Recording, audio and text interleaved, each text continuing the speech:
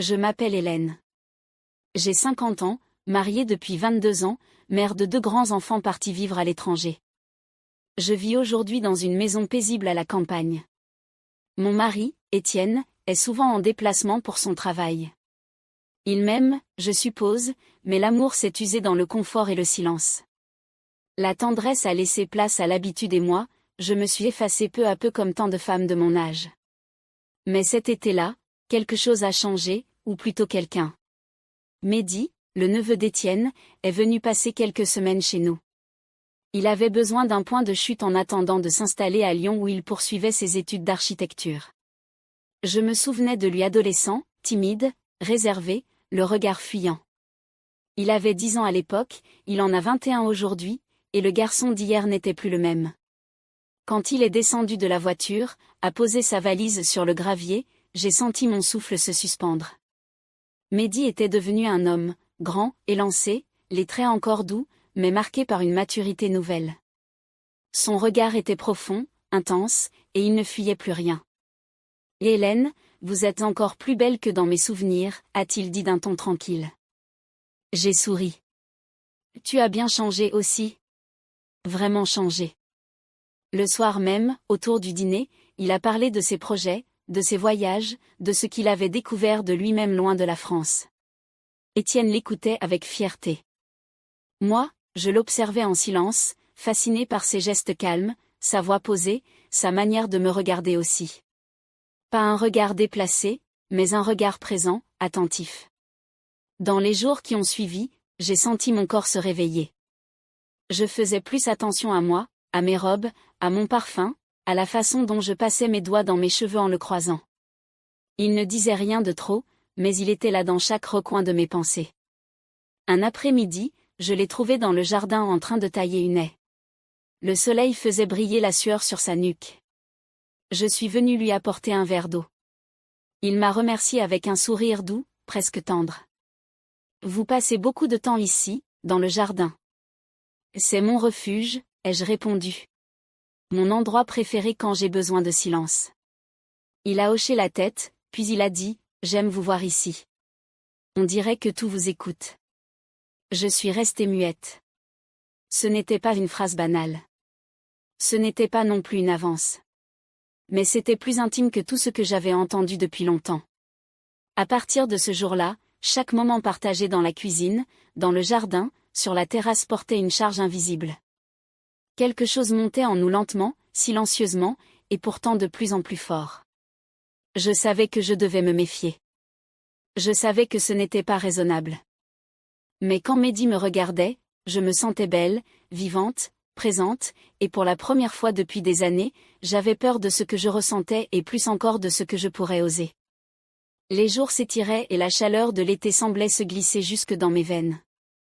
Depuis l'arrivée de Mehdi, je me sentais différente, plus nerveuse, plus attentive, comme si je marchais sur une corde invisible, tendue entre le désir et la retenue.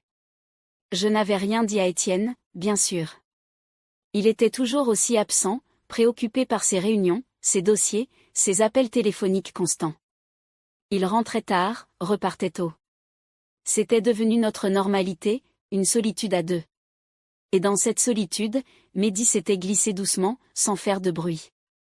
Un après-midi, alors que je préparais une tarte dans la cuisine, Mehdi est entré. Il portait une chemise entr'ouverte, son torse légèrement mouillé. Il venait d'arroser les fleurs, des gouttes perlaient encore sur sa peau. « Tu ne devrais pas dire ça. »« Pourquoi ? Parce que vous êtes mariée ou parce que vous avez l'âge d'être ma tante ?» J'ai baissé les yeux. Il s'est approché très près. J'ai senti la chaleur de son souffle sur ma joue. « Hélène, je ne vous veux pas du mal, mais je ne peux pas faire semblant. Pas quand je vous regarde. » J'ai levé les yeux. Il était là, vraiment là, et je n'avais plus envie de fuir. Il a levé une main doucement et a effleuré une mèche de mes cheveux. Puis ses doigts ont glissé sur ma joue. Mon cœur battait si fort que j'en avais le vertige. Il n'a pas cherché à m'embrasser. Il m'a juste regardé longtemps. Et dans ce regard, j'ai compris que quelque chose venait de basculer. Il y a des nuits où le silence est plus bruyant que n'importe quel cri. Ce soir-là, je n'ai pas trouvé le sommeil. Étienne était toujours absent et dans le noir de ma chambre, les mots de Mehdi tournaient en boucle dans ma tête. Je ne peux pas faire semblant, pas quand je vous regarde.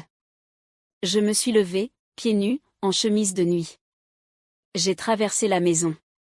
Mon cœur battait trop vite. Je n'avais pas de plan, pas d'intention précise, juste une certitude. Je ne pouvais plus continuer à me mentir. Le jardin était baigné d'une lumière argentée. La lune pleine éclairait les massifs et le vieux banc sous l'arbre. Et là, Mehdi, il était là comme s'il m'attendait. Il s'est levé en me voyant approcher. Je n'ai pas parlé.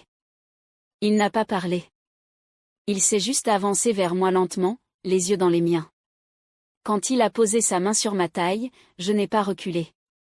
Quand ses lèvres ont frôlé les miennes, je n'ai pas détourné la tête. J'ai juste fermé les yeux et tout est devenu vrai. Ce baiser, ce contact, cette sensation d'être enfin touchée comme une femme qu'on désire, pas comme une épouse qu'on tolère.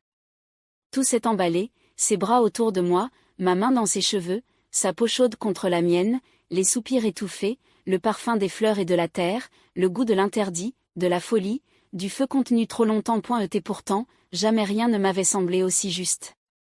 Les jours qui ont suivi ont été d'une intensité troublante.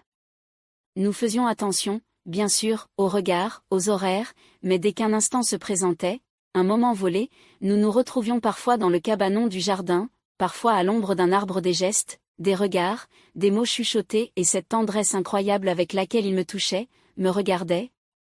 Comme si j'étais la seule femme au monde. Mais plus les jours passaient, plus l'angoisse montait aussi. Étienne allait rentrer. La parenthèse allait se refermer et moi je ne savais plus comment revenir en arrière. La veille du retour d'Étienne, Mehdi m'a prise à part. Nous étions à l'écart sous la pergola. Je pars demain matin, m'a-t-il dit. Quoi? Pourquoi? Parce que si je reste, je vais vouloir plus et je n'ai pas le droit de vous demander ça. J'ai senti mes yeux se brouiller. Il a posé une main sur ma joue. Vous m'avez donné quelque chose d'immense, Hélène. Vous m'avez permis d'aimer une femme, pas une image. Et je veux que vous vous souveniez de ça. Je ne pouvais pas parler. J'ai simplement glissé mes bras autour de lui et dans cette étreinte, j'ai compris que certaines histoires sont trop belles pour durer, mais trop vraies pour s'oublier. Le lendemain, il est parti. Aujourd'hui, des mois ont passé. Je vis encore ici. Étienne est toujours le même. Moi, je fais semblant un peu mieux. Mais parfois, je descends dans le jardin. Je regarde l'endroit où il m'a embrassé, où il m'a regardé comme aucune autre ne m'a regardé, où j'ai existé. Et je souris parce qu'il m'a aimé juste le temps d'un été, mais il m'a aimé comme une femme et rien ne pourra jamais m'enlever ça.